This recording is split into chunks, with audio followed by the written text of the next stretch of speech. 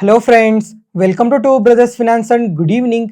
ಇವತ್ತಿನ market updates ಏನಂದ್ರೆ sensex 187 points gain ಆಗಿ 83,570 ಕ್ಲೋಸ್ ಆಗಿದೆ. ನಿಫ್ಟಿ 28 ಪಾಯಿಂಟ್ಸ್ ಗೇನ್ ಆಗಿ 25,694 ಕ್ಲೋಸ್ ಆಗಿದೆ. ಬ್ಯಾಂಕ್ ನಿಫ್ಟಿ 515 ಪಾಯಿಂಟ್ಸ್ ಗೇನ್ ಆಗಿ 60,095 ಕ್ಲೋಸ್ ಆಗಿದೆ. ಫ್ರೆಂಡ್ಸ್, ಇವತ್ತು ಮಾರ್ಕೆಟ್ ನೋಡಿದ್ರಾ ಸ್ವಲ್ಪ ಪಾಸಿಟಿವ್ ಆಗಿ ರಿಯಾಕ್ಟ್ ಆಗಿದೆ. ಇವತ್ತು ಲಾರ್ಜ್ ಕ್ಯಾಪ್ಸ್ ಮತ್ತೆ ಮಿಡ್ ಕ್ಯಾಪ್ಸ್ ಆದ್ರೆ ಪಾಸಿಟಿವ್ ಅಲ್ಲೇ ಕ್ಲೋಸ್ ಆಗಿದೆ. ಅದೇ ಸ್ಮಾಲ್ ಕ್ಯಾಪ್ಸ್ ಸ್ವಲ್ಪ ನೆಗೆಟಿವ್ ಅಲ್ಲಿ ಕ್ಲೋಸ್ ಆಗಿದೆ. ಮತ್ತೆ ಫ್ರೆಂಡ್ಸ್, ಇವತ್ತು ನಮ್ಮ ಮಾರ್ಕೆಟ್ ಓಪನ್ ಆಗಿ 2 ಅವರ್ಸ್ ಅಲ್ಲೇನೆ ತುಂಬಾನೇ ಪಾಸಿಟಿವ್ ಆಗಿ ರಿಯಾಕ್ಟ್ ಆಯಿತು. ನಿಫ್ಟಿ ಆದ್ರೆ ನಿಯರ್ಲಿ 180 ಪಾಯಿಂಟ್ಸ್ ಪಾಸಿಟಿವ್ ಆಗಿ ರಿಯಾಕ್ಟ್ ಆಯಿತು. Sensex 600 points, bank Nifty 550 points positive ಆಗಿ ರಿಯಾಕ್ಟ್ ಆಯಿತು. ಇದಕ್ಕೆ ಮೇನ್ ರೀಸನ್ ಏನು ಅಂತಂದ್ರೆ ಇವತ್ತು IT ಕಂಪನೀಸ್ ನೋಡಿದ್ರಾ ತುಂಬಾನೇ ಪಾಸಿಟಿವ್ ಆಗಿ ರಿಯಾಕ್ಟ್ ಆಗಿದೆ. IT ಇಂಡೆಕ್ಸ್ ಏನೇ ನಿಯರ್ಲಿ 3% ವರೆಗೂ ಪಾಸಿಟಿವ್ ಆಗಿ ರಿಯಾಕ್ಟ್ ಆಗಿದೆ. ಜೊತೆಗೆ ತುಂಬಾನೇ ಕಂಪನೀಸ್ ಎಲ್ಲ ನಿಯರ್ಲಿ 2 to 3% ವರೆಗೂ ಪಾಸಿಟಿವ್ ಆಗಿ ರಿಯಾಕ್ಟ್ ಆಗಿದೆ. ಅದರಲ್ಲಿ ಇನ್ಫೋಸಿಸ್ ಆದ್ರೆ ಇವತ್ತು ಇಂಟ್ರಾಡೇ ಸೆಷನ್ ಅಲ್ಲಿ ಎಬೋವ್ 5% ಪಾಸಿಟಿವ್ ಆಗಿ ರಿಯಾಕ್ಟ್ ಆಗಿದೆ. ಯಾಕಂದ್ರೆ ಬುಧವಾರ ನಮ್ಮ ಮಾರ್ಕೆಟ್ ಕ್ಲೋಸ್ ಆದ್ಮೇಲೆ ಇವರು ಕ್ವಾರ್ಟರ್ಲಿ ರಿಸಲ್ಟ್ಸ್ ನ ಪೋಸ್ಟ್ ಮಾಡಿದ್ದಾರೆ. ಈ ರಿಸಲ್ಟ್ಸ್ ಏನಾದರೂ ಎಕ್ಸ್ಟ್ರಾರ್ಡಿನರಿಯಾಗಿ ಪೋಸ್ಟ್ ಮಾಡಿದ್ದಾರೆ ಅಂತ ಅನ್ಕೊಂತೀರಾ, ಆದರೆ ಎಕ್ಸ್ಟ್ರಾರ್ಡಿನರಿಯಾಗಿ ಏನು ಪೋಸ್ಟ್ ಮಾಡಿಲ್ಲ. ರೆವಿನ್ಯೂಸ್ ಆದರೆ ಇಯರ್ ಆನ್ ಇಯರ್ ಅಲ್ಲಿ 9% ಇನ್ಕ್ರೀಸ್ ಆಗಿದೆ. ಪ್ರಾಫಿಟ್ಸ್ ಇಯರ್ ಆನ್ ಇಯರ್ ಅಲ್ಲಿ ಡ್ರಾಪ್ ಆಗಿದೆ. ಜೊತೆಗೆ ಕ್ವಾರ್ಟರ್ ಆನ್ ಕ್ವಾರ್ಟರ್ಲೂ ಡ್ರಾಪ್ ಆಗಿದೆ. ಇದಕ್ಕೆ ಮೇನ್ ರೀಸನ್ ಏನು ಅಂತಂದ್ರೆ ಫ್ರೆಂಡ್ಸ್, ಈಗ ಇದೇ ವಾರದಲ್ಲೇನೆ TCS ಅವರು ರಿಸಲ್ಟ್ಸ್ನ ಪೋಸ್ಟ್ ಮಾಡಿದ್ರು. ಅದ್ರ ಜೊತೆಗೆ HCL ಟೆಕ್ನಾಲಜೀಸ್ ಕೂಡ ರಿಸಲ್ಟ್ಸ್ನ ಪೋಸ್ಟ್ ಮಾಡಿದ್ರು. ಫ್ರೆಂಡ್ಸ್, ಈಗ ಈ ಎರಡು ಕಂಪನೀಸ್ ಪ್ರಾಫಿಟ್ಸ್ ಡ್ರಾಪ್ ಆಗೋದಕ್ಕೆ ಏನ್ ರೀಸನ್ನ ಮೆನ್ಷನ್ ಮಾಡಿದ್ರು, ಇವರು ಕೂಡ ಅದೇ ರೀಸನ್ನೇ ಮೆನ್ಷನ್ ಮಾಡಿದ್ದಾರೆ. ಈಗ ರೀಸೆಂಟ್ ಆಗಿ ಗೌರ್ಮೆಂಟ್ ತಂದಿರೋ ಹೊಸ ಲೇಬರ್ ಕೋಡ್ ಇಂದಾನೆ ಪ್ರಾಫಿಟ್ಸ್ ಡ್ರಾಪ್ ಆಗಿದೆ ಅಂತ ಮೆನ್ಷನ್ ಮಾಡಿದ್ದಾರೆ. ಅದಾದ್ಮೇಲೆ ಈ ಕಂಪನಿ ಮಾರ್ಜಿನ್ಸ್ ನೋಡಿದ್ರು ಫ್ಲಾಟ್ ಆಗೇ ಇದೆ. ಆದ್ರೆ ಇವತ್ತು ಇಂಟ್ರಾಡೇ ಸೆಷನ್ ಅಲ್ಲಿ ಏನಕ್ಕೆ ಎಬೋವ್ 5% ಪಾಸಿಟಿವ್ ಆಗಿ ರಿಯಾಕ್ಟ್ ಆಗಿದೆ ಅಂದ್ರೆ ಈ ಕ್ವಾರ್ಟರ್ ಅಲ್ಲಿ total contract value $4.8 billion increase ಆಗಿದೆ 3.3 ಬಿಲಿಯನ್ ಇಂದ. ಮತ್ತೆ ಈ ಕ್ವಾರ್ಟರ್ ಅಲ್ಲಿ ರೆವೆನ್ಯೂ ಗೈಡೆನ್ಸ್ ಕೂಡ ತುಂಬಾನೇ ಪಾಸಿಟಿವ್ ಆಗಿ ಕೊಟ್ಟಿದ್ದಾರೆ. ಪ್ರೀವಿಯಸ್ ಆಗಾದ್ರೆ 2 to 3% ರೆವೆನ್ಯೂ ಗ್ರೋತ್ ಇರುತ್ತೆ ಅಂತ ಹೇಳಿದ್ರು. ಆದ್ರೆ ಇವಾಗ 3 to 3.5% ರೆವೆನ್ಯೂ ಗ್ರೋತ್ ಇರುತ್ತೆ ಅಂತ ತುಂಬಾನೇ ಪಾಸಿಟಿವ್ ಕಮೆಂಟ್ಸ್ ಮಾಡಿದ್ದಾರೆ. ಅದರಿಂದನೇ ಇವತ್ತು ಇಷ್ಟು ಪಾಸಿಟಿವ್ ಆಗಿ ರಿಯಾಕ್ಟ್ ಆಗಿರೋದು. ಈ ತರ ರಿಸಲ್ಟ್ಸ್ ನ ಪೋಸ್ಟ್ ಮಾಡಿದ್ಮೇಲೆ ತುಂಬಾನೇ ಅನಲಿಸ್ಟ್ ಎಲ್ಲ ಈ ಕಂಪನಿ ಪರವಾಗಿ ತುಂಬಾನೇ ಪಾಸಿಟಿವ್ ರೇಟಿಂಗ್ಸ್ ನ ಕೊಟ್ಟು ಟಾರ್ಗೆಟ್ ಪ್ರೈಸ್ ನ ಕೂಡ ಇನ್ಕ್ರೀಸ್ ಮಾಡಿದ್ದಾರೆ. ಒಂದ್ಸಲ ಈ ಇಮೇಜ್ ನ ನೋಡಿ, ಯಾವ್ಯಾವ ಬ್ರೋಕರೇಜ್ ಫರ್ಮ್ಸ್ ಯಾವ ತರ ರೇಟಿಂಗ್ ನ ಕೊಟ್ಟಿದ್ದಾರೆ, ಎಷ್ಟು ಟಾರ್ಗೆಟ್ ಪ್ರೈಸ್ ನ ಇನ್ಕ್ರೀಸ್ ಮಾಡಿದ್ದಾರೆ ಅಂತ ನೀವು ಇಲ್ಲೇ ನೋಡ್ಬೋದು. ನಿನ್ನೆ ಆದ್ರೆ ಇಂಡಿಯನ್ ಕಾಮರ್ಸ್ ಸೆಕ್ರೆಟರಿ ಆದ ರಾಜೇಶ್ ಅಗರ್ವಾಲ್ ಅವರು ಇದಾರಲ್ವಾ, ಇವರಾದ್ರೆ ಇಂಡಿಯಾ US ಟ್ರೇಡ್ ಡೀಲ್ ಬಗ್ಗೆ ತುಂಬಾನೇ ಪಾಸಿಟಿವ್ ಕಮೆಂಟ್ಸ್ ನ ಮಾಡಿದ್ದಾರೆ.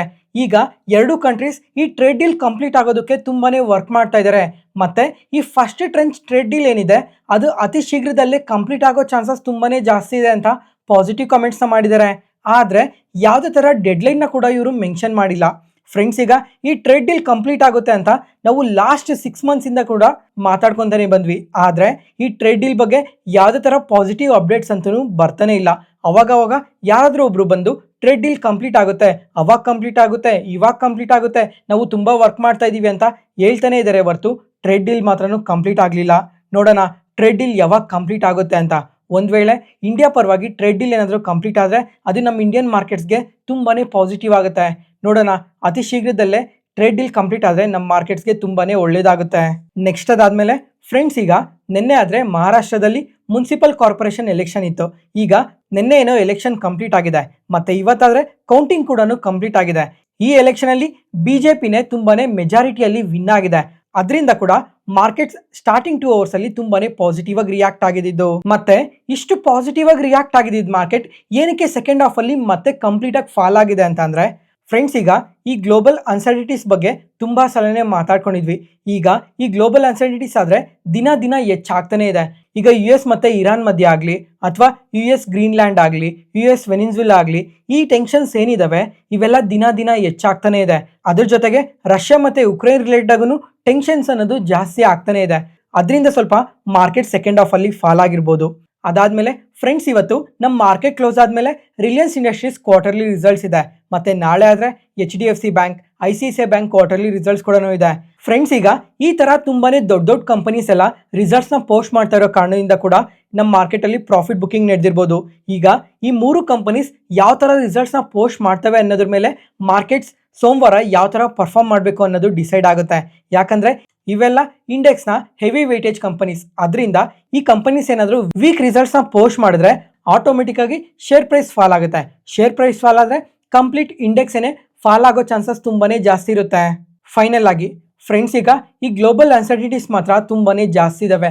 ನೋಡೋಣ ಡೊನಾಲ್ಡ್ ಟ್ರಂಪ್ ಅವರು ನೆಕ್ಸ್ಟ್ 2 days ಅಲ್ಲಿ ಯಾವ ತರ ಸ್ಟೇಟ್ಮೆಂಟ್ಸ್ ಮಾಡ್ತಾರೆ, ಎಸ್ಪೆಷಲಿ ಇರಾನ್ ರಿಲೇಟೆಡ್ ಆಗಿ ಯಾವ ತರ ಸ್ಟೆಪ್ಸ್ ನ ತಗೊಂತಾರೆ ಅಂತ ನೋಡ್ಬೇಕಾಗಿರುತ್ತೆ. ಈ ತರ ಕಾಂಪ್ಲಿಕೇಟೆಡ್ ಇನ್ಫಾರ್ಮೇಶನ್ ಎಲ್ಲ ಸಿಂಪ್ಲಿಫೈ ಮಾಡಿ ನಿಮ್ ಮುಂದೆ ತರ್ತಾ ಇದೀವಲ್ಲ. ಯಾವುದೇ ಪಾಯಿಂಟ್ ಅಲ್ಲಿ ನಾನು ಹೇಳೋ ಇನ್ಫಾರ್ಮೇಶನ್ ನಿಮ್ಗೆ ಯೂಸ್ಫುಲ್ ಅನ್ಸಿದ್ರೆ ಈ ವಿಡಿಯೋನ ಲೈಕ್ ಮಾಡಿ, ಮತ್ತೆ ನಿಮ್ಮ ಫ್ರೆಂಡ್ಸ್ ಅಲ್ಲಿ ಯಾರಿಗಾದ್ರೂ ಸ್ಟಾಕ್ ಮಾರ್ಕೆಟ್ ಬಗ್ಗೆ ಇಂಟ್ರೆಸ್ಟ್ ಇರೋರಿಗೆ ಈ ವಿಡಿಯೋಸ್ನ ಶೇರ್ ಮಾಡಿ, ಅವ್ರಿಗೂ ತುಂಬಾ ಉಪಯೋಗ ಆಗುತ್ತೆ. Next market key updates. First Cipla ಈ ಕಂಪನಿ ಆದ್ರೆ ಇವತ್ತು ಇಂಟ್ರಾಡೇ ಸೆಷನ್ ಅಲ್ಲಿ ನಿಯರ್ಲಿ 5% ವರೆಗೂ ನೆಗೆಟಿವ್ ಆಗಿ ರಿಯಾಕ್ಟ್ ಆಗಿದೆ.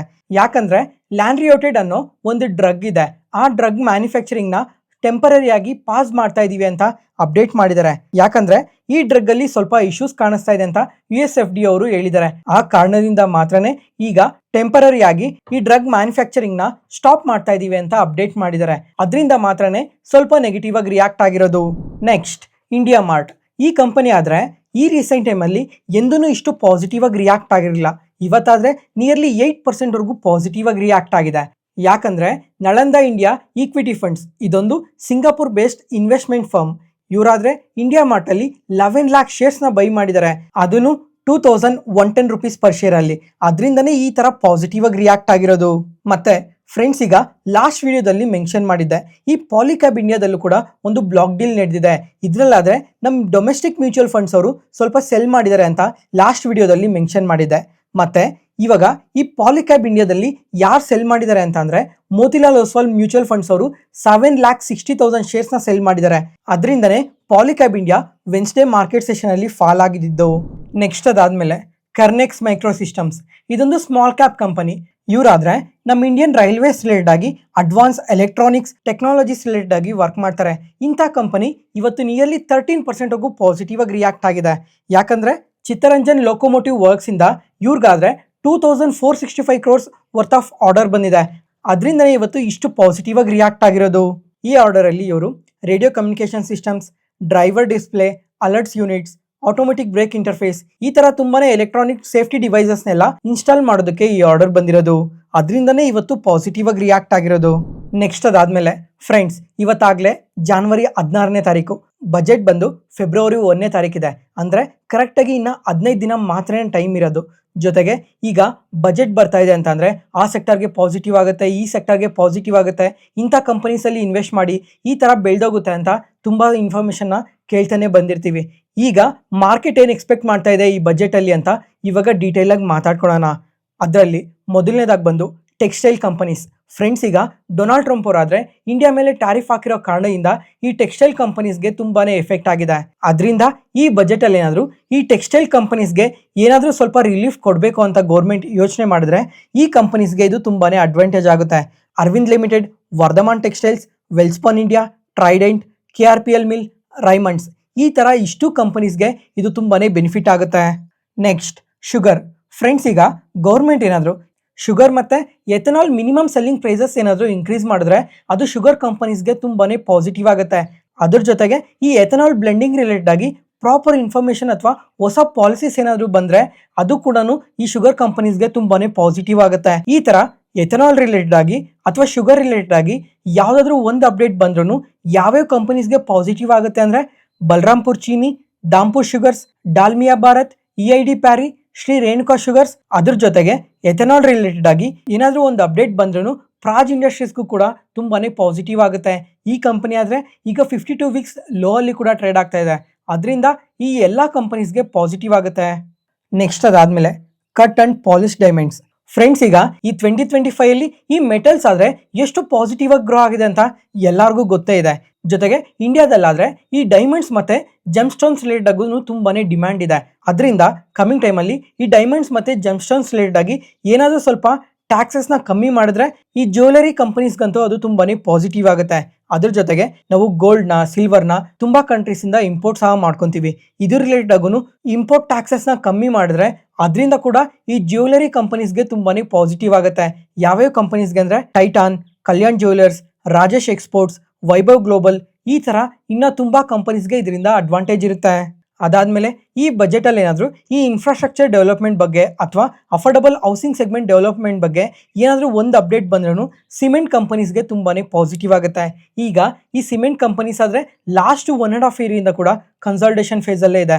ಒಂದು ಚಿಕ್ಕ ಅಪ್ಡೇಟಿಂದ ಸಿಮೆಂಟ್ ಕಂಪನೀಸ್ ಕಂಪ್ಲೀಟಾಗಿ ರಿಕವರ್ ಆಗೋ ಚಾನ್ಸಸ್ ಕೂಡ ತುಂಬಾ ಜಾಸ್ತಿ ಇರುತ್ತೆ. ಜೊತೆಗೆ ಅನಲಿಸ್ಟ್ ಕೂಡ ಈ 2026 ಈ ಸಿಮೆಂಟ್ ಕಂಪನೀಸ್ ಮತ್ತೆ ರಿಕವರ್ ಆಗೋ ಚಾನ್ಸಸ್ ಇದೆ ಅಂತ ಎಸ್ಟಿಮೇಟ್ ಮಾಡ್ತಾ ಇದ್ದಾರೆ.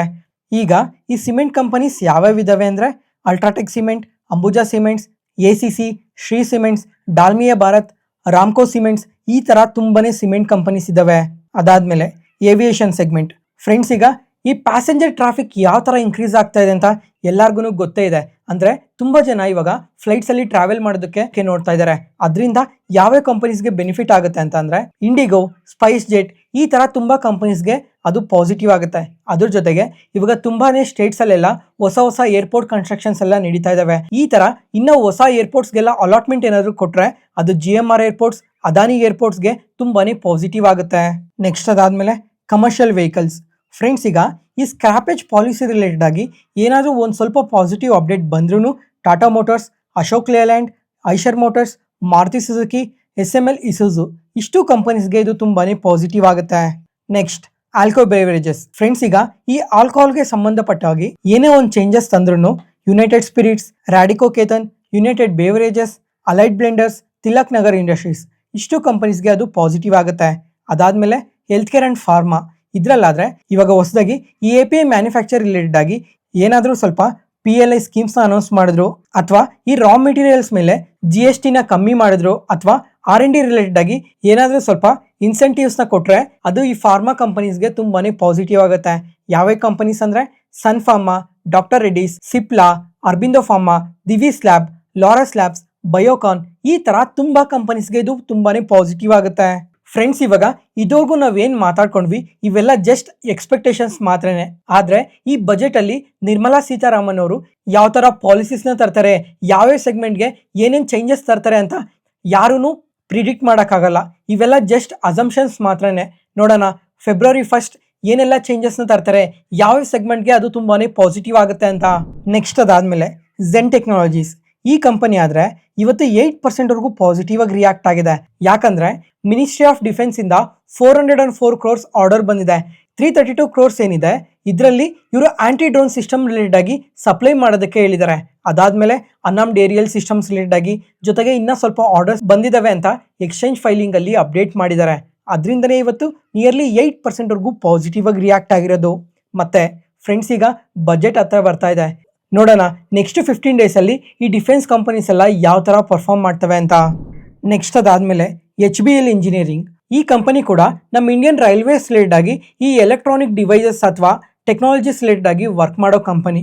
ಈ ಕಂಪನಿ ಆದರೆ ಇವತ್ತು ಇಂಟ್ರಾಡೇ ಸೆಷನಲ್ಲಿ ನಿಯರ್ಲಿ 13% ನೆಗೆಟಿವ್ ಆಗಿ ರಿಯಾಕ್ಟ್ ಆಗಿದೆ.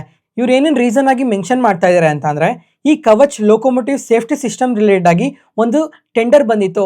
ಆ ಟೆಂಡರಲ್ಲಿ ನಾವು ಪಾರ್ಟಿಸಿಪೇಟ್ ಮಾಡಿದ್ವಿ. ಆದರೆ ನಮ್ಗಿನ್ನ ಕಮ್ಮಿ ಪ್ರೈಸಲ್ಲಿ ಇನ್ನೊಂದು ಕಂಪನಿ ಕೋಟ್ ಮಾಡಿದೆ. ಅದರಿಂದ ಈ ಪ್ರಾಜೆಕ್ಟ್ ನಮಗೆ ಸಿಕ್ಕಿಲ್ಲ ಅಂತ ಅಪ್ಡೇಟ್ ಮಾಡಿದ್ದಾರೆ. ಈ ಥರ ಒಂದು ದೊಡ್ಡ ಪ್ರಾಜೆಕ್ಟ್ ಮಿಸ್ ಆಗಿರೋ ಕಾರಣದಿಂದನೇ ಇವತ್ತು ಇಂಟ್ರಾಡೇ ಸೆಷನಲ್ಲಿ ನಿಯರ್ಲಿ 13% ನೆಗೆಟಿವ್ ಆಗಿ ರಿಯಾಕ್ಟ್ ಆಗಿರೋದು. ಫ್ರೆಂಡ್ಸ್, ಈಗ ಇವ್ರು ಮೆನ್ಷನ್ ಮಾಡ್ತಿರೋ ಪ್ರಕಾರ ನೋಡಿದ್ರೆ ಇದು ತುಂಬಾ ದೊಡ್ಡ ಆರ್ಡರ್. ಈ ಥರ ದೊಡ್ಡ ಆರ್ಡರ್ನ ಮಿಸ್ ಮಾಡ್ಕೊಂಡಿದ್ದೀವಿ ಅಂತ ಅಂದರೆ ಅದು ನಮ್ಮ ಪ್ರಾಫಿಟ್ಸ್ ಮೇಲೆ ಮತ್ತು ರೆವಿನ್ಯೂಸ್ ಮೇಲೆ ತುಂಬಾ ಎಫೆಕ್ಟ್ ಮಾಡುತ್ತೆ ಅಂತ ಕ್ಲಿಯರ್ ಆಗಿ ಮೆನ್ಷನ್ ಮಾಡಿದ್ದಾರೆ. ಆ ಕಾರಣದಿಂದನೇ ಇಷ್ಟು ನೆಗೆಟಿವ್ ಆಗಿ ರಿಯಾಕ್ಟ್ ಆಗಿರೋದು.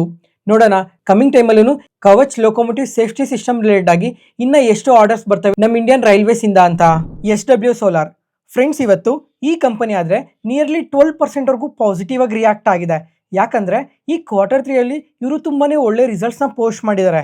ಅದೇ ಈಗ Q2 ಆದರೆ ಕಂಪ್ಲೀಟ್ಲಿ ವೀಕ್ ರಿಸಲ್ಟ್ಸ್ನ ಪೋಸ್ಟ್ ಮಾಡಿದ್ರು. ಅವತ್ತಾದರೆ ನಿಯರ್ಲಿ 7% ನೆಗೆಟಿವ್ ಆಗಿ ರಿಯಾಕ್ಟ್ ಆಗಿತ್ತು. ಜೊತೆಗೆ Q2 ನಿಯರ್ಲಿ 478 crores ಲಾಸಸ್ನ ಪೋಸ್ಟ್ ಮಾಡಿದ್ರು. ಅದೇ ಈ ಕ್ವಾರ್ಟರಲ್ಲಿ ಅದು ಪ್ರಾಫಿಟ್ಸ್ಗೆ ಮತ್ತೆ ಟರ್ನ್ ಆಗಿದ್ದಾರೆ. ಈಗ ರಿಸಲ್ಟ್ಸ್ ಬಗ್ಗೆ ನೋಡಿಕೊಂಡ್ರೆ ಇಯರ್ ಆನ್ ಇಯರಲ್ಲಿ ರೆವಿನ್ಯೂಸ್ ಆದರೆ 14% ಇನ್ಕ್ರೀಸ್ ಆಗಿದೆ. ಪ್ರಾಫಿಟ್ಸ್ ಆದರೆ 48% ಇನ್ಕ್ರೀಸ್ ಆಗಿದೆ. ಓವರ್ ಆಲ್ ಈ ಕ್ವಾರ್ಟರ್ ಅಲ್ಲಿ ಇವರು ತುಂಬಾನೇ ಒಳ್ಳೆ ರಿಸಲ್ಟ್ಸ್ ನ ಪೋಸ್ಟ್ ಮಾಡಿದ್ದಾರೆ. ಅದರಿಂದನೇ ಪಾಸಿಟಿವ್ ಆಗಿ ರಿಯಾಕ್ಟ್ ಆಗಿರೋದು. ಮತ್ತೆ ಫ್ರೆಂಡ್ಸ್, ಈಗ ಈ ಕಂಪನಿ ಆದ್ರೆ 52 ವೀಕ್ಸ್ ಲೋ ಅಲ್ಲಿ ಕೂಡ ಟ್ರೇಡ್ ಆಗ್ತಾ ಇದೆ. ಯಾಕಂದ್ರೆ ಲಾಸ್ಟ್ ಟೈಮ್ ರ್ಯಾಲಿ ಟೈಮ್ ಅಲ್ಲಿ ಈ ಕಂಪನಿ ತುಂಬಾನೇ ಪಾಸಿಟಿವ್ ಆಗಿ ಗ್ರೋ ಆಗಿತ್ತು. ಈಗ ಇವ್ರ ಬಿಸ್ನೆಸ್ ಬಗ್ಗೆ ನೋಡ್ಕೊಂಡ್ರೆ ಇವರಾದ್ರೆ ಈ large scale solar projects related ಆಗಿ ವರ್ಕ್ ಮಾಡ್ತಾರೆ. ಮತ್ತೆ hybrid energy storage, floating solar, operation and maintenance services ನ ಕೂಡ ಪ್ರೊವೈಡ್ ಮಾಡ್ತಾ ಇರ್ತಾರೆ. ಜೊತೆಗೆ ಈ 2025 ಅಲ್ಲಿ ವಿಂಡ್ EPC ರಿಲೇಟೆಡ್ ಆಗು ಕೂಡ ವರ್ಕ್ ಮಾಡೋದನ್ನ ಶುರು ಮಾಡಿದ್ದಾರೆ. ನೋಡೋಣ ಕಮಿಂಗ್ ಕ್ವಾರ್ಟರ್ಸ್ ಅಲ್ಲಿ ಇವ್ರನ್ನ ಯಾವ ತರ ರಿಸಲ್ಟ್ಸ್ ನ ಪೋಸ್ಟ್ ಮಾಡ್ತಾರೆ ಅಂತ. ಫ್ರೆಂಡ್ಸ್, ಇವತ್ತು ಈ ಕ್ಯಾಪಿಟಲ್ ಮಾರ್ಕೆಟ್ ಸ್ಟಾಕ್ಸ್ ನೋಡಿದ್ರ ತುಂಬಾನೇ ಪಾಸಿಟಿವ್ ಆಗಿ ರಿಯಾಕ್ಟ್ ಆಗಿದೆ. ಇವತ್ತು ಈ ಕ್ಯಾಪಿಟಲ್ ಮಾರ್ಕೆಟ್ ಇಂಡೆಕ್ಸ್ ಏನೇ ಅಬೌವ್ 2% ಪಾಸಿಟಿವ್ ಆಗಿ ರಿಯಾಕ್ಟ್ ಆಗಿದೆ. ಜೊತೆಗೆ ತುಂಬಾನೇ ಕಂಪನೀಸ್ ಎಲ್ಲ ನಿಯರ್ಲಿ 5 to 6% ವರೆಗೂ ಪಾಸಿಟಿವ್ ಆಗಿ ರಿಯಾಕ್ಟ್ ಆಗಿದ್ದಾವೆ. ಇದಕ್ಕೆ ಮೇನ್ ಆಗಿ 2 ರೀಸನ್ಸ್ ಇದೆ. ಒಂದು, ತುಂಬಾನೇ ಒಳ್ಳೆ ಕ್ವಾರ್ಟರ್ಲಿ ರಿಸಲ್ಟ್ಸ್ ನ ಪೋಸ್ಟ್ ಮಾಡಿದಾವೆ. ಅದಾದ್ಮೇಲೆ ಇವತ್ತು ಸೆಬಿ ಚೇರ್ಮನ್ ಆದ ತುಹಿಕಾಂತ ಪಾಂಡೆ ಅವರಾದ್ರೆ ಸ್ಟಾಕ್ ಮಾರ್ಕೆಟ್ ರಿಲೇಟೆಡ್ ಆಗಿ ಸ್ವಲ್ಪ ಚೇಂಜಸ್ ನೆಲ್ಲ ತರ್ತಾ ಇದೀವಿ, ಅದರಿಂದ ಸ್ಟಾಕ್ ಮಾರ್ಕೆಟ್ಗೆ ಇದು ತುಂಬಾನೇ ಪಾಸಿಟಿವ್ ಆಗುತ್ತೆ ಅಂತ ಸ್ಟೇಟ್ಮೆಂಟ್ಸ್ ನ ಮಾಡಿದ್ದಾರೆ. ಕಮಿಂಗ್ ಟೈಮ್ ಅಲ್ಲಿ ಇದ್ರ ರಿಲೇಟೆಡ್ ಆಗಿ ಕನ್ಸಲ್ಟೇಷನ್ ಪೇಪರ್ ನ ರಿಲೀಸ್ ಮಾಡ್ತೀವಿ ಅಂತ ಹೇಳಿದ್ದಾರೆ. ಫ್ರೆಂಡ್ಸ್, ಈಗ ಸ್ಟಾಕ್ ಮಾರ್ಕೆಟ್ಗೆ ಅದು ಪಾಸಿಟಿವ್ ಆಗುತ್ತೆ ಅಂತ ಅಂದ್ರೆ ಅದು ಆಟೋಮೆಟಿಕ್ ಆಗಿ ಈ ಕ್ಯಾಪಿಟಲ್ ಮಾರ್ಕೆಟ್ ಕಂಪನೀಸ್ಗೂ ತುಂಬಾನೇ ಪಾಸಿಟಿವ್ ಆಗುತ್ತೆ ಅಂತಾನೆ ಇಷ್ಟು ಪಾಸಿಟಿವ್ ಆಗಿ ರಿಯಾಕ್ಟ್ ಆಗಿರೋದು. ಅದರ ಜೊತೆಗೆ ತುಂಬಾನೇ ಕಂಪನೀಸ್ ಎಲ್ಲ ಕ್ವಾರ್ಟರ್ಲಿ ರಿಸಲ್ಟ್ಸ್ ನ ಪೋಸ್ಟ್ ಮಾಡಿದಾವೆ. ಫ್ರೆಂಡ್ಸ್, ಈಗ ಲಾಸ್ಟ್ ವಿಡಿಯೋದಲ್ಲಿ ಮೆನ್ಷನ್ ಮಾಡಿದ್ದೆ ಗ್ರೋ ಮತ್ತೆ HDFC AMC ಅವರಾದ್ರೆ ತುಂಬಾನೇ ಪಾಸಿಟಿವ್ ರಿಸಲ್ಟ್ಸ್ ನ ಪೋಸ್ಟ್ ಮಾಡಿದ್ದಾರೆ ಅಂತ. ಬುಧವಾರ ಕೂಡ ಅದರಿಂದನೇ ಈ ಎರಡು ಕಂಪನೀಸ್ ತುಂಬಾನೇ ಪಾಸಿಟಿವ್ ಆಗಿ ರಿಯಾಕ್ಟ್ ಆಗಿದ್ವು. ಅದೇ ಪಾಸಿಟಿವಿಟಿ ಇವತ್ತು ಕೂಡ ಕಂಟಿನ್ಯೂ ಆಗಿದೆ. ಅದರಿಂದ ಗ್ರೋ ಆದ್ರೆ ನಿಯರ್ಲಿ 8% ವರೆಗೂ ಪಾಸಿಟಿವ್ ಆಗಿ ರಿಯಾಕ್ಟ್ ಆಗಿತ್ತು. ಮತ್ತೆ HDFC AMC ಆದ್ರೆ ನಿಯರ್ಲಿ 4% ವರೆಗೂ ಪಾಸಿಟಿವ್ ಆಗಿ ರಿಯಾಕ್ಟ್ ಆಗಿತ್ತು. ಅದ್ರ ಜೊತೆಗೆ ಇವತ್ತು ಏಂಜಲ್ ಒನ್ ಆದ್ರೆ ಇಂಟ್ರಾಡೇ ಸೆಷನ್ ಅಲ್ಲಿ ನಿಯರ್ಲಿ 7% ವರೆಗೂ ಪಾಸಿಟಿವ್ ಆಗಿ ರಿಯಾಕ್ಟ್ ಆಗಿದೆ. ಇವರು ಕೂಡ ಈ ಕ್ವಾರ್ಟರ್ ಅಲ್ಲಿ ತುಂಬಾನೇ ಒಳ್ಳೆ ರಿಸಲ್ಟ್ಸ್ ನ ಪೋಸ್ಟ್ ಮಾಡಿದ್ದಾರೆ. ಇಯರ್ ಆನ್ ಇಯರ್ ಅಲ್ಲಿ ರೆವಿನ್ಯೂಸ್ ಆದ್ರೆ 6% ಇನ್ಕ್ರೀಸ್ ಆಗಿದೆ. ಕ್ವಾರ್ಟರ್ ಆನ್ ಕ್ವಾರ್ಟರ್ ಅಲ್ಲಿ 11% ಇನ್ಕ್ರೀಸ್ ಆಗಿದೆ. ಮತ್ತೆ ಪ್ರಾಫಿಟ್ಸ್ ಆದ್ರೆ ಕ್ವಾರ್ಟರ್ ಆನ್ ಕ್ವಾರ್ಟರ್ ಅಲ್ಲಿ 27% ಗ್ರೋ ಆಗಿದೆ. ಮತ್ತೆ ಮಾರ್ಜಿನ್ಸ್ ಕೂಡ ಇಂಪ್ರೂವ್ ಆಗಿದೆ. ಮತ್ತೆ ಟೋಟಲ್ ಕ್ಲೈಂಟ್ ಬೇಸ್ ಆದ್ರೆ ಕ್ವಾರ್ಟರ್ ಆನ್ ಕ್ವಾರ್ಟರ್ ಅಲ್ಲಿ 5% ಇನ್ಕ್ರೀಸ್ ಆಗಿದೆ. ಜೊತೆಗೆ ಈ ತರ ಪಾಸಿಟಿವ್ ರಿಸಲ್ಟ್ಸ್ ನ ಪೋಸ್ಟ್ ಮಾಡಿದ್ಮೇಲೆ 23 rupees per share interim dividend ನ ಕೂಡ ಅನೌನ್ಸ್ ಮಾಡಿದ್ದಾರೆ. ಇದಕ್ಕೆ ರೆಕಾರ್ಡ್ ಡೇಟ್ ಬಂದು 21 ಜಾನ್ವರಿ. ಮತ್ತೆ ಇವರು ಸ್ಟಾಕ್ ಸ್ಪ್ಲಿಟ್ ನ ಕೂಡ ಅನೌನ್ಸ್ ಮಾಡಿದ್ದಾರೆ 1:10 ರೇಷಿಯೋದಲ್ಲಿ. ಫ್ರೆಂಡ್ಸ್, ಈಗ ಈ ಸ್ಟಾಕ್ ಸ್ಪ್ಲಿಟ್ಗೆ ರೆಕಾರ್ಡ್ ಡೇಟ್ ಇನ್ನೂ ಅನೌನ್ಸ್ ಮಾಡಿಲ್ಲ. ಜೊತೆಗೆ ಈ ತರ ಸ್ಟಾಕ್ ಸ್ಪ್ಲಿಟ್ ಮಾಡೋದ್ರಿಂದ ಕಮಿಂಗ್ ಟೈಮಲ್ಲಿ ಶೇರ್ ಪ್ರೈಸ್ ಕೂಡ ಅಡ್ಜಸ್ಟ್ ಆಗುತ್ತೆ. ಇವಾಗ ಸುಮಾರು 2752 ರೂಪಾಯಲ್ಲಿ ಟ್ರೇಡ್ ಆಗ್ತಾ ಇದೆ. ಅದೇ ಸ್ಟಾಕ್ ಸ್ಪ್ಲಿಟ್ ಆದ್ಮೇಲೆ ಅದು 275 ರೂಪೀಸ್ಗೆ ಬರುತ್ತೆ. ನೋಡೋಣ ಸ್ಟಾಕ್ ಸ್ಪ್ಲಿಟ್ ಆದ್ಮೇಲೆ ಇನ್ನ ಯಾವ ತರ ಪರ್ಫಾರ್ಮ್ ಮಾಡುತ್ತೆ ಅಂತ. ಮತ್ತೆ 361 ವ್ಯಾಮ್ ಈ ಕಂಪನಿ ಕೂಡ ರಿಸಲ್ಟ್ಸ್ ನ ಪೋಸ್ಟ್ ಮಾಡಿದೆ. ಅದರಿಂದನೇ 4 to 5% ಪಾಸಿಟಿವ್ ಆಗಿ ರಿಯಾಕ್ಟ್ ಆಗಿರೋದು. ರೆವಿನ್ಯೂಸ್ ಆದ್ರೆ ಇಯರ್ ಆನ್ ಇಯರ್ ಅಲ್ಲಿ 51% ಗ್ರೋ ಆಗಿದೆ. ಪ್ರಾಫಿಟ್ಸ್ 20% ಗ್ರೋ ಆಗಿದೆ. ಅದಾದ್ಮೇಲೆ ICICI AMC ಇವರು ಕೂಡ ಇವತ್ತು ಕ್ವಾರ್ಟರ್ಲಿ ರಿಸಲ್ಟ್ಸ್ ನ ಪೋಸ್ಟ್ ಮಾಡಿದ್ದಾರೆ. ಅದರಿಂದನೇ ನಿಯರ್ಲಿ 8% ವರೆಗೂ ಪಾಸಿಟಿವ್ ಆಗಿ ರಿಯಾಕ್ಟ್ ಆಗಿರೋದು. ಇಯರ್ ಆನ್ ಇಯರ್ ಅಲ್ಲಿ ರೆವಿನ್ಯೂಸ್ ಆದ್ರೆ 23% ಇನ್ಕ್ರೀಸ್ ಆಗಿದೆ. ಮತ್ತೆ ಪ್ರಾಫಿಟ್ಸ್ ಆದ್ರೆ 45% ಇನ್ಕ್ರೀಸ್ ಆಗಿದೆ. ಫೈನಲ್ ಆಗಿ Anand Rathi share and stock brokers. Friends, ಈಗ ಈ ಕಂಪನಿ ಕೂಡ ಕ್ವಾರ್ಟರ್ಲಿ ರಿಸಲ್ಟ್ಸ್ ನ ಪೋಸ್ಟ್ ಮಾಡಿದ್ದಾರೆ. ಇಯರ್ ಆನ್ ಇಯರ್ ಅಲ್ಲಿ ರೆವಿನ್ಯೂಸ್ ಆದ್ರೆ 22% ಇನ್ಕ್ರೀಸ್ ಆಗಿದೆ. ಪ್ರಾಫಿಟ್ಸ್ 78% ಇನ್ಕ್ರೀಸ್ ಆಗಿದೆ. ಜೊತೆಗೆ AUM ಆದ್ರೆ ಇಯರ್ ಆನ್ ಇಯರ್ ಅಲ್ಲಿ 33% ಗ್ರೋ ಆಗಿದೆ. ಜೊತೆಗೆ ಟೋಟಲ್ ನಂಬರ್ ಆಫ್ ಕ್ಲೈಂಟ್ಸ್ ಆದ್ರೆ 15% ಗ್ರೋ ಆಗಿದೆ. ಅದರಿಂದನೇ ಇವತ್ತು ಇಂಟ್ರಾಡೇ ಸೆಷನ್ ಅಲ್ಲಿ ನಿಯರ್ಲಿ 13% ವರೆಗೂ ಪಾಸಿಟಿವ್ ಆಗಿ ರಿಯಾಕ್ಟ್ ಆಗಿತ್ತು. ಮತ್ತೆ ಮಾರ್ಕೆಟ್ ಕ್ಲೋಸ್ ಆಗೋಷ್ಟೊತ್ತಿಗೆ ನಿಯರ್ಲಿ 3% ಪಾಸಿಟಿವ್ ಅಲ್ಲೇ ಕ್ಲೋಸ್ ಆಗಿದೆ. ಇವತ್ತಿಗೆ ಅಪ್ಡೇಟ್ಸ್ ಮುಗೀತು. ಈ ವಿಡಿಯೋ ಇಷ್ಟ ಆದರೆ ಲೈಕ್ ಮಾಡಿ, ಶೇರ್ ಮಾಡಿ, ಸಬ್ಸ್ಕ್ರೈಬ್ ಆಗಿ. ಮತ್ತೆ ನಾಳೆ ಹೊಸ ಸ್ಟಾಕ್ ಮಾರ್ಕೆಟ್ ನ್ಯೂಸ್ ಅನಾಲಿಸಿಸ್ ವಿಡಿಯೋಲಿ ಸಿಗೋಣ. ನಾನು ಹೇಳಿದ ಇನ್ಫಾರ್ಮೇಷನಲ್ಲಿ ಯಾವುದೇ ಥರ ಡೌಟ್ ಇದ್ರೂ ಕಮೆಂಟ್ ಸೆಕ್ಷನಲ್ಲಿ ಕಮೆಂಟ್ ಮಾಡಿ. ಪ್ರತಿಯೊಂದು ಕಮೆಂಟ್ಗೂ ರಿಪ್ಲೈ ಕೊಡ್ತೀನಿ. Thank you.